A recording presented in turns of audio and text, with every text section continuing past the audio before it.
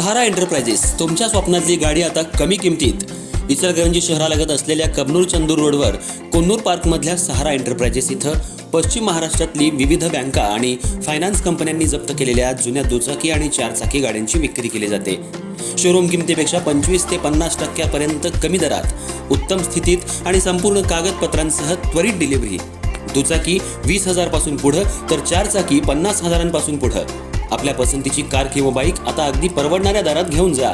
विश्वास, पारदर्शक व्यवहार आणि उत्तम सेवा हेच आमचं वैशिष्ट्य. पत्ता Konnur park, Kabnur Chandur road, Ichalkaranji. Proprietor Rajubhai Ajgar. संपर्क 8055810910 आणि 9860785786. सहारा एंटरप्राइजेस, दर्जा, विश्वास आणि बचत यांचं परिपूर्ण ठिकाण.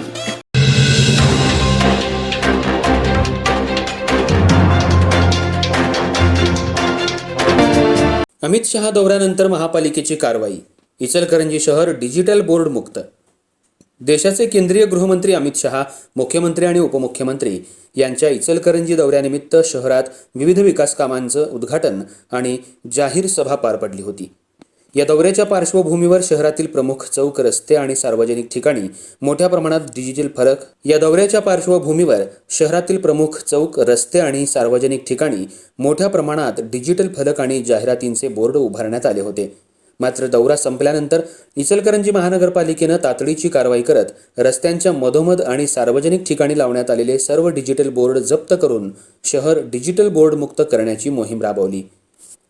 इचलकरंजी शहरात गेल्या 2 दिवसांपासून केंद्रीय गृहमंत्री अमित शहा, राज्याचे मुख्यमंत्री आणि उपमुख्यमंत्री यांच्या उपस्थितीत विविध विकास कामांचे उद्घाटन कार्यक्रम तसेच जाहीर सभा पार पडली. या कार्यक्रमांच्या स्वागतासाठी आणि प्रचारासाठी शहरभर मोठ्या प्रमाणावर डिजिटल बोर्ड उभारण्यात आले होते.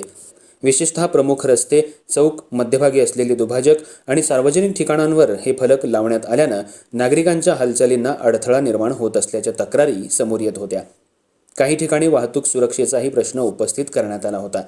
दौरा संपताच इचलकरंजी महानगरपालिकेच्या अतिक्रमण विभागानं शहरात विशेष मोहीम राबवत कारवाई सुरू केली. या मोहिमेत रस्त्यांच्या मधोमध, सार्वजनिक जागांवर तसंच नियमबाह्य पद्धतीनं उभारण्यात आलेले डिजिटल बोर्ड हटवून जप्त करण्यात आले. महापालिकेच्या या कारवाईमुळे शहरातील प्रमुख मार्ग पुन्हा मोकळे झाले असून नागरिकांनीही या निर्णयाचं स्वागत केलंय. सार्वजनिक ठिकाणी रस्ते आणि जागांवर परवानगीशिवाय कोणत्याही प्रकारचे फलक अथवा जाहिरात साहित्य उभारू नये, अन्यथा संबंधितांवर कारवाई केली जाईल असा इशाराही प्रशासनाकडून देण्यात आलाय. महानगरपालिकेच्या अतिक्रमण पथकाच्या या मोहिमेमुळे इचलकरंजी शहर पुन्हा एकदा डिजिटल बोर्ड मुक्त झाल्याचं चित्र पाहायला मिळालं.